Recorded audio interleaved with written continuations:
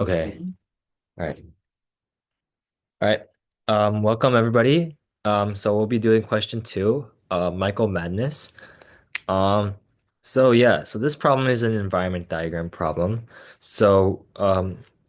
A lot of the problems in this, or the smaller problems in this problem, can kind of be answered by going through this. Um, but yeah, we can kind of start off with what we can see.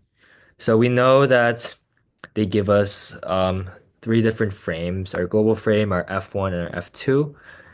And we can kind of refer to our code here.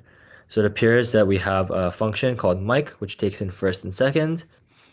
Um, we also notice inside of mic, we have another function, hail, within our mic function. And then we also have another hail, which is in our global frame, which is a lot of some of the problems later on will cover that. And then we have our CS and EE objects.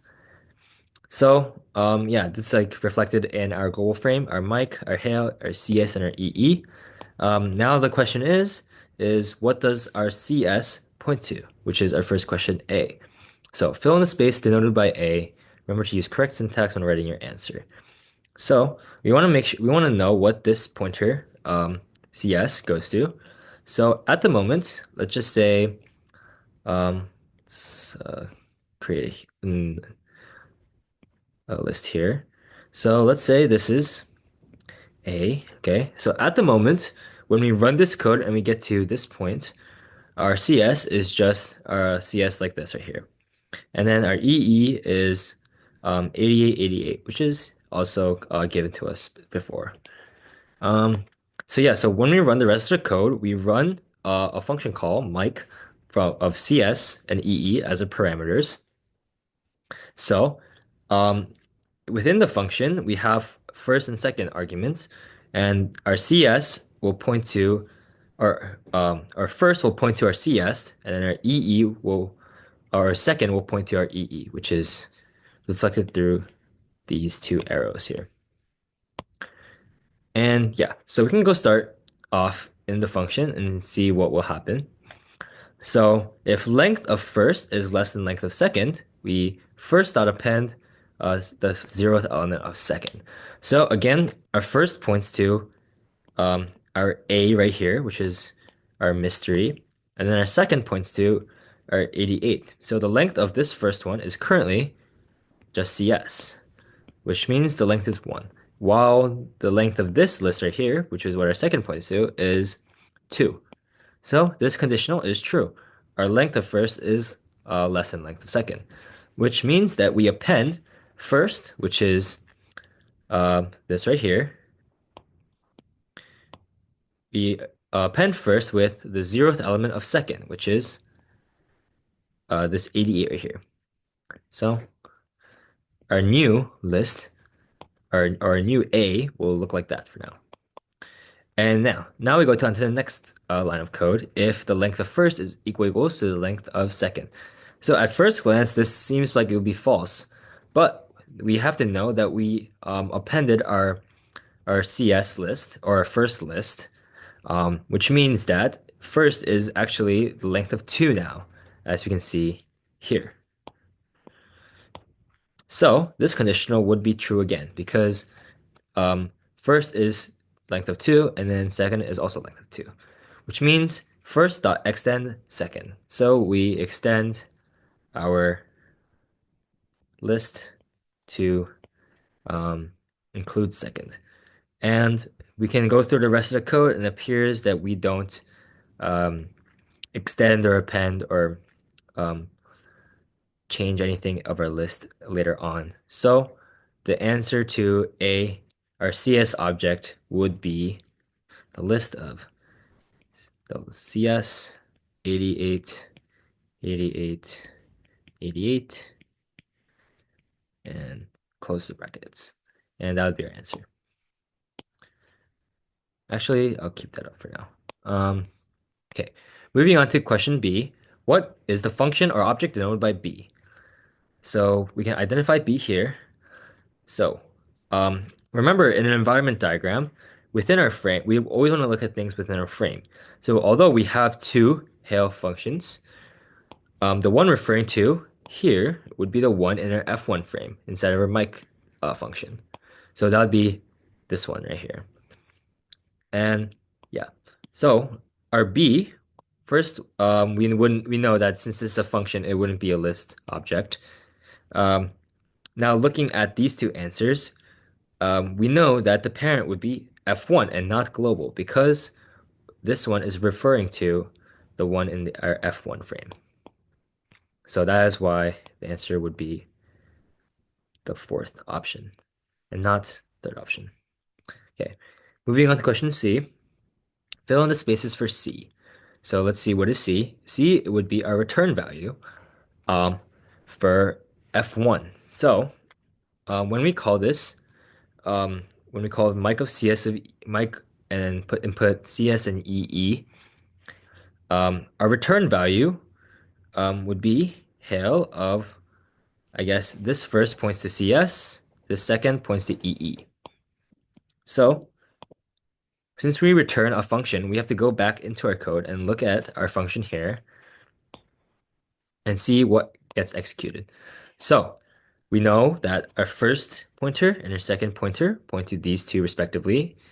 However, we see that our local variables inside of Hail kind of, I guess, swap the names of our first and second. So second is first and first is second now, which is a little confusing, but we know how to navigate this. So when we return the zeroth element of second, we're actually referring to the zeroth element of second inside of our Hail frame, which means it's actually the pointer, the first pointer of this right here, or of our A, or of what CS points to.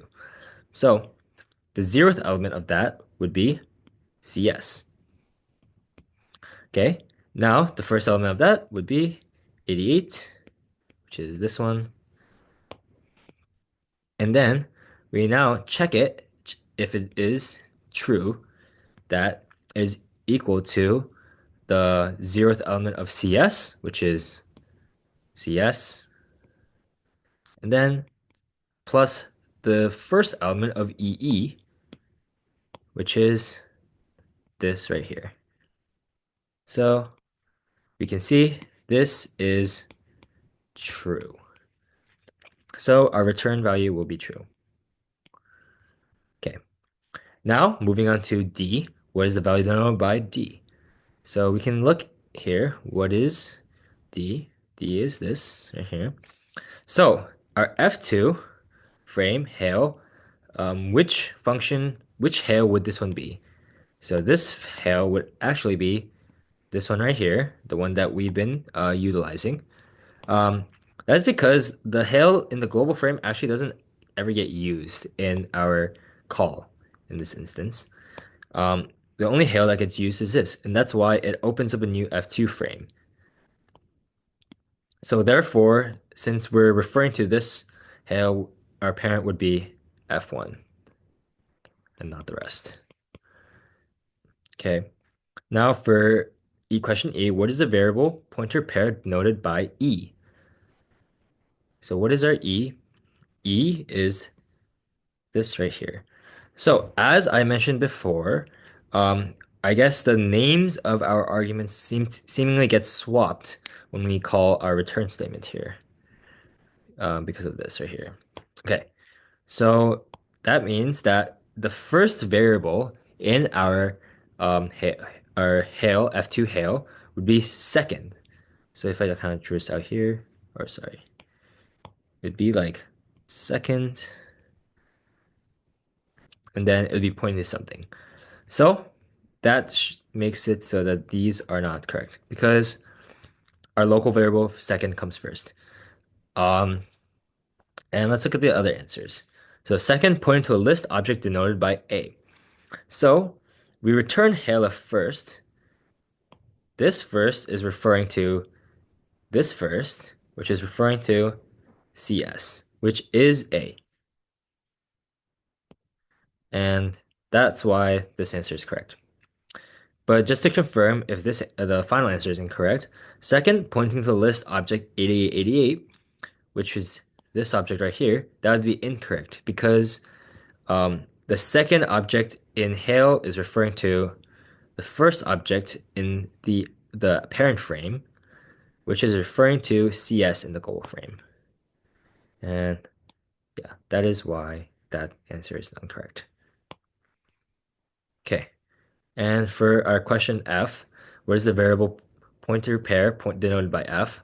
So similarly, we're looking at F here. Now we know that this one has to be first, or the local first within F2. Now we know that our return statement inputs second as our second parameter for Hail, which is the second here, which is EE in our global frame. So we kind of look where the pointers go to for each frame to kind of help us navigate through these kind of questions. But yeah, so this second becomes the first of our F2 frame. So if we work backwards, first goes to second in our F1 frame, which goes to EE in our global frame, which is kind of shown by our arrows here. So this EE goes to here, this one also goes to here, and therefore F also goes to there. And that is why it is first pointing to the object 88. And these ones would be incorrect.